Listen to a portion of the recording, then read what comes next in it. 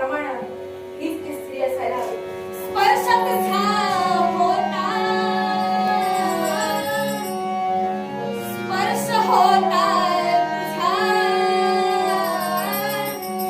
स्पर्श होता तुझा, विसरलो स्पर्श होता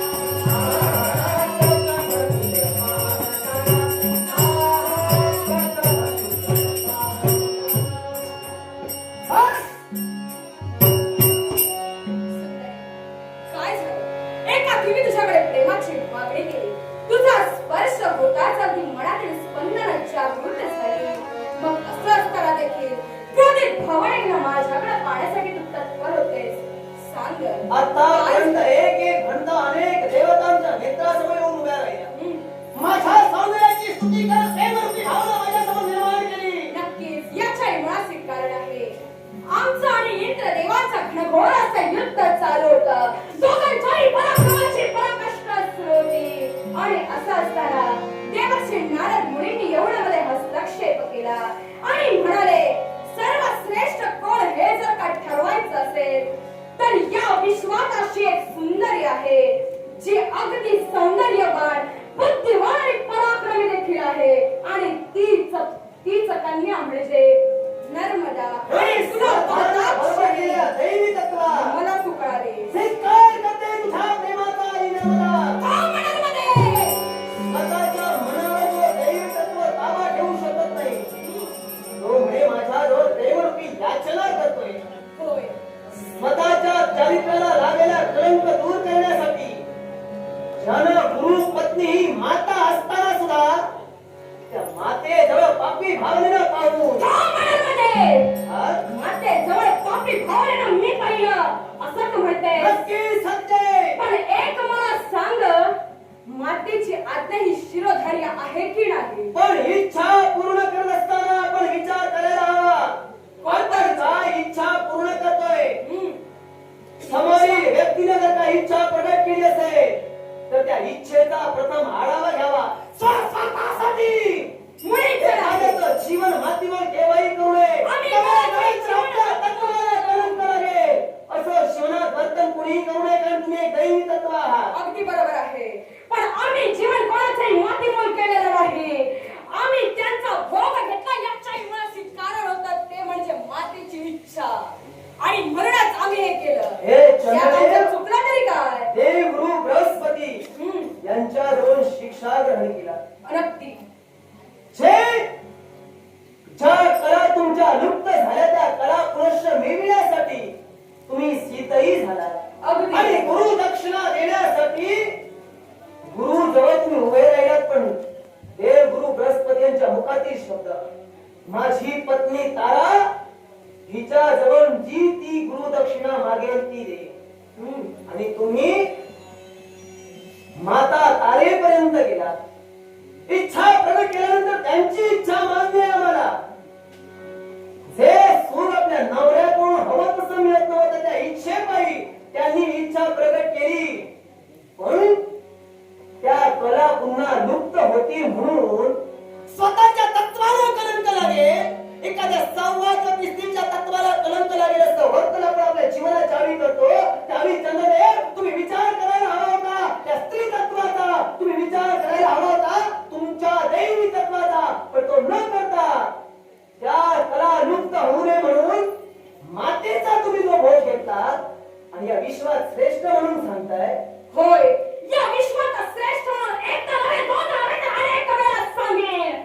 आणि याच्या मुळाशी कारण म्हणजे आम्ही स्वइच्छेनं तिथपर्यंत गेलो नाही. देवगुरु बृहस्पती आणि माता तारा यांची आज्ञाच तशी होती आणि त्यांची आज्ञाने शिरोधार्य म्हणून हे कृत्य मला करावं लागलं. पण ज्यावेळी माता तारे ही इच्छा तुमच्या समोर प्रकट केली, तुम्ही तुमच्या गुरुदेवतेला कथन केलं का जी गुरुदक्षिणा तुम्ही द्यायला सांगताय ती गुरुदक्षिणा अशा प्रकारे जर का माता मागत असेल तर एका पुत्रानं काय करावं? जर का शिक्षण त्यांच्याकडून तुम्ही घेतलात मग एवढी तुमची बुद्धी चालू नये हा अविचार करण्यापूर्वी आपल्या गुरुच्या आपण प्रार्थना करतोय, आपल्या गुरु मातेच्या आपण प्रार्थना करतोय, ते सुद्धा स्वार्थानं. एवढे दैवी तत्व स्वार्थानं बरबटलं गेलं का? मुळीच नाही. दैवी तत्व स्वार्थाने बरबटलेलं गेलं नाही आणि ते कलंकितही झालेलं नाही. आम्ही देवगुरु बृहस्पतींपर्यंत याची मागणी याची विचारणा करायला गेलो नाही. याच्याही मुळाशी कारण देवगुरु बृहस्पतीच्या मुखातून प्रथमच बाहेर पडलेले शब्द ते म्हणजे जसं सांगेल तसं वागायचं आणि प्रत्येकानं या विश्वातील प्रत्येक शिष्यानं गुरुची आज्ञा शिरोधार्य म्हणायला हवी आणि गुरुची पत्नी ही आपली माताच असते. म्हणूनच त्यांची जशी इच्छा होती त्याप्रमाणे आम्ही वागलो. त्यात आम्ही वावगं काय केलं असं आम्हाला काही माहीत वाटत नाही. दैवी तत्व असून सुद्धा एखाद्या सामान्य माणसाप्रमाणे आपण वर्तन केलं. वास्तविक असं अघटित घडण्यापूर्वी आपल्या गुरुला याची तुम्ही जाणीव करून द्यायला गरजेचं होतं. हो, या आपल्या इंद्रियांमध्ये असं एक स्थान आपले, ते आपलं स्थान म्हणजे आपलं मन. या चंद्रदेवतेला जर का स्वतःच्या मनावर ताबा मिळवता येत नाही तो इतरांच्या मनाचा विचार काय करणार आहे? इतरांची मनं काय घडविणार आहे? इतरांच्या मनाचा विचार यात येत नाही. देवगुरु बृहस्पतीची पत्नी अर्थात ती माझी माता झाली. देवगुरु बृहस्पती म्हणाले होते आणि मातेचाही आदेश तसा होता, त्यामुळे मला ते कृत्य करावं लागलं. यात देव तत्वालाही कलंक लागलेला नाही आणि स्त्री तत्वालाही कलंक यावेळी ज्याला गुरु आणि गुरुमाता हे जर का संगत असेल तर तो परस्त्रीचा मान सन्मान कसा राखणार? स्वतःच्या 27 बायका असताना सुद्धा एकट्या रवीवर जो प्रेम करतोय आणि 26 जणांचा अपमान करतोय, त्यांची मानखंडना करतोय, त्यांच्या मनाचा विचार जो करत नाही तो माझ्यासाठी इथपर्यंत आलाय. यदा कदाचित माझ्यापेक्षा सुंदर स्त्री विश्वात दुसरी निर्माण होईल, कशावरून तुम्ही माझा त्याग करणार नाही? असं मुळीच नाही आहे. नर्मदे एक ध्यानात ठेव, तुझं सारं वर्णन देवर्षी नारद मुनींनी इंद्र दरबारात आम्हाला कथन केलं. तदनंतर इंद्र देवानी मी दोघेही मागोमाग निघालो, तुझ्यापर्यंत आलो. प्रथम इंद्रदेव येऊन गेले मला ज्ञात आहे, पण तुमच्या आणि त्यांच्यामध्ये काय घडलं याची मला कल्पना नाही. पण तरी सुद्धा माझं कर्तव्य मला परिपूर्ण करायचं आहे आणि त्या कर्तव्यामध्ये माझ्या 27 पत्नींचा जर का उल्लेख घेत असशील तर एक लक्षात ठेव, माझ्या संसारात काय चालू होतं हा माझा प्रश्न. आणि दुसरी गोष्ट राहिला प्रश्न, तू म्हणतेस की 27 जणांनी केवळ 26 जणांवरती मी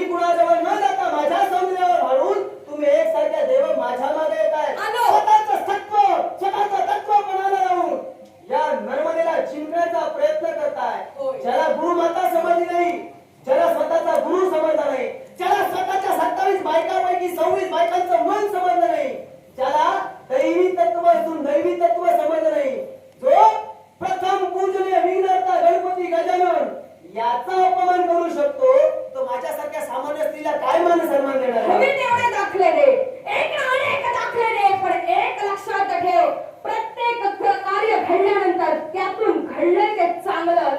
आणि त्यामुळे तुझ्यावर मी प्रेम करण्यासाठी इथपर्यंत आलो. देवश्री नारद मुनी म्हणाले की तुमच्या दोघांमध्ये अर्थात देवेंद्र आणि मी आमच्या दोघांमध्ये सर्वश्रेष्ठ कोण आहे ठरवायचं असेल तर या विश्वातील सौंदर्यवान पराक्रमी स्त्री एकच आहे, ती म्हणजे नर्मदा तू. म्हणजे आणि तुझी प्राप्ती ज्याला होईल तो सर्वश्रेष्ठ. आणि हे सर्वश्रेष्ठपणा कुणाचा आहे हे आम्हाला सिद्ध करायचं होतं, म्हणून आम्ही तुझ्यापर्यंत आलो. शाबास चंद्रे. प्रेमाची मागणी केल्यानंतर अगदी शांततेने तू बोलू शकली असतीस, पण तू हस्तक्षेप केलास तो माझ्या आयुष्यात. याच्यावरून तू लक्षात येते की तुला तुझ्या सौंदर्याचा गर्व हे झाला. चंद्रदेव, मला अहंकार जडला असं तुमचं म्हणणं असेल. नक्की. तुमच्या म्हणण्याप्रमाणे असंही म्हणूया मला अहंकार जडलाय, पण माझ्या अहंकारचं निर्मूलन एकाही देवतेला शक्य झालं नाही.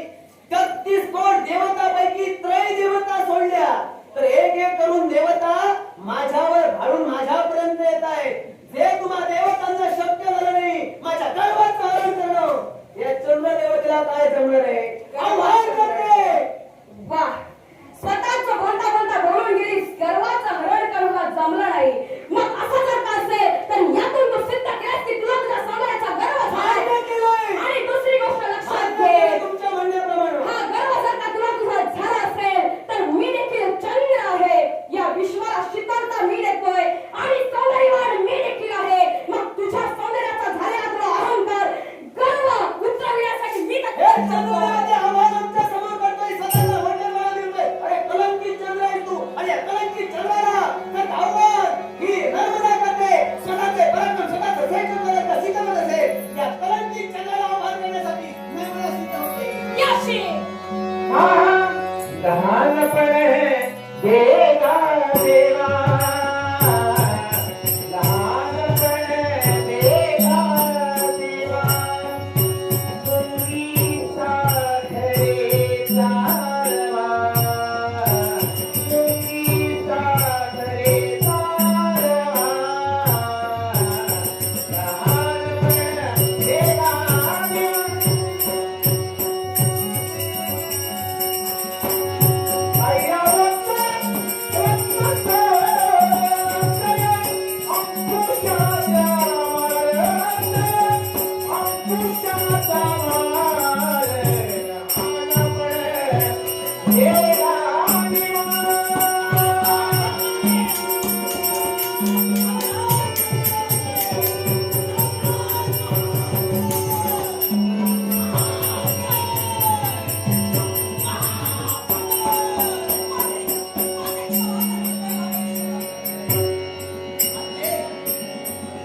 जी जी देवता येतात देवाची याचना आमच्या समोर करते. आणि अखेरीस मात्र हे शब्द तुमच्या मुखातून बाहेर पडते. पण ऐका सेना, तुमच्या अहंकाराचं निर्मूलन आज ही नर्मदा करते. नर्मदे, माते तुला मी जाणू शकलो नाही. एकाकी मी बोलता बोलता बोलून गेलो माते की तुला तुझ्या सौंदर्याचा गर्व झालाय. पण माते असं बोलताना मी तुझ्या रूपाला जाणू शकलो नाही ग. हे आज तू जे काही तुझं अक्राळ विक्राळ स्वरूप धारण केलंयस, ही सात मुख जी काही तुझी आहेत, याला खरंच मी ओळखू शकलो नाही. हे